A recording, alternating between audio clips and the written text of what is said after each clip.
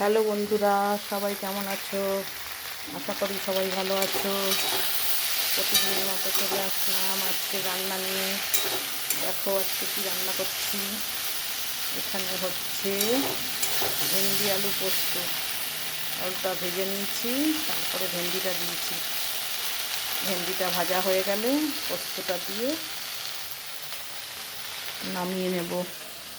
আর এখানে হয়ে গেছে দেখো ভাত, ভেজ ডাল, গাজর, পেঁপে দিয়ে ডাল, মুগ ডাল। এখানে আছে পোস্ত ছড়িয়ে আলু ভাজা, এখানে আছে করলা ভাজা। আজকে শনিবার, নিরামিষ, তাই এই ছিল রান্নাবান্না। লাস্টে পাঁপড় ভাজা হবে খাওয়ার আগে। কেমন লাগলো বন্ধুরা জানাবে।